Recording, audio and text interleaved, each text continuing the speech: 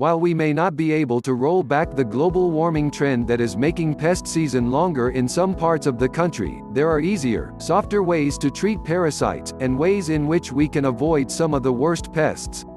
A lot of people are reluctant to use chemical flea treatments because of the possibility of a toxic reaction with the skin. If it isn't safe for my children, how can it be safe for my pet, they ask. Unless it is a full-blown flea infestation, you may have good results by using gentler and safer methods for flea eradication and control. 1. Juice them away. Fleas are known to be repelled by citrus. The juice from a freshly squeezed orange or lemon can be lightly rubbed onto your pet's fur to ward off the buggers. Take note that oil extracts from lemons and oranges and any citrus are not safe for cats and dogs at all. The oil that is extracted from the rind of the citrus fruit contains limonene, an effective insect repellent as well as an all-purpose household cleaner. Limonene is also irritating to the skin, and when ingested, can cause liver damage in cats and dogs.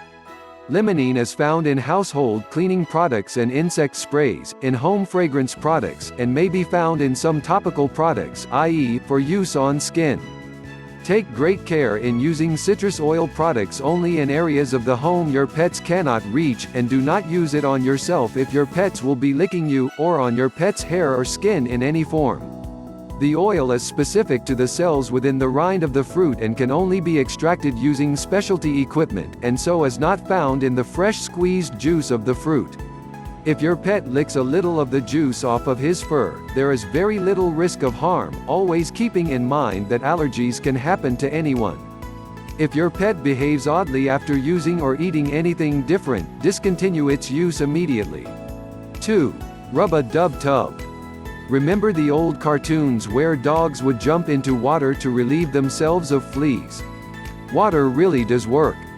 Since fleas do not grasp and hold onto the hair shafts, they fall off in the water and drown. A good dip in a tub of water will wash away most, if not all, of the fleas on your pet. Using a gentle pet shampoo or a little bit of regular dish liquid, along with a thorough brushing, and outdoor brushing is best, will go a long way toward ridding your pet's body of fleas. 3. A clean home is a happy home. Around the house, laundering pet beds and furniture covers, and vacuuming and disinfecting the floors, not just around your pet's living spaces but all over, will help to control the population of fleas. Just make sure you do not use products with volatile organic compounds.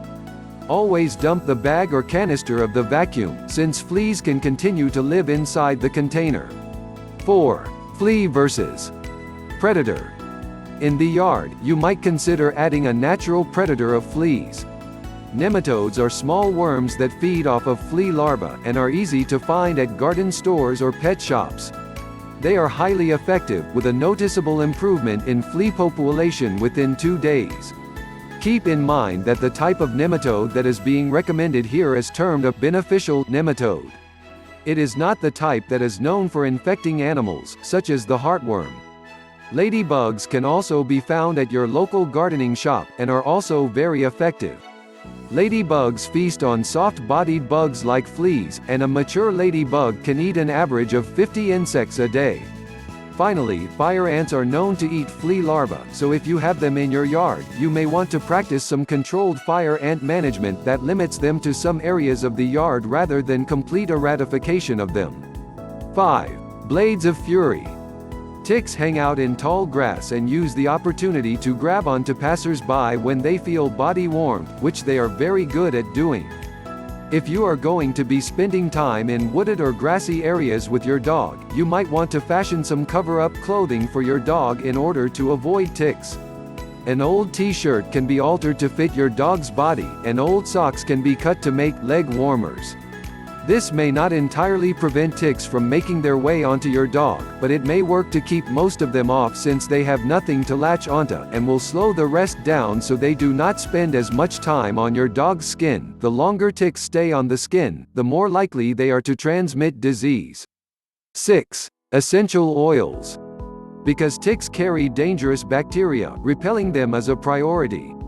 One of the natural repellents that a lot of people have success with is rose geranium oil, which can be applied to your dog's collar. Do not use rose geranium oil on your cat, though. Cats can have a bad reaction to essential oils, primarily because they spend a lot of time grooming, which means that anything on their skin goes into their mouth. With ticks, the best thing you might do is to check your pet a few times a day when you are in an area that has ticks, and remove them promptly. Proper technique is important for removing ticks, so make sure that you consult a veterinarian before doing it yourself if you are not completely sure of how to do it. Now that you have a few alternate means of combating fleas and ticks, you can feel confident that your pets will remain bug-free throughout the year, especially in the summertime, when there are so many nasty critters to worry about.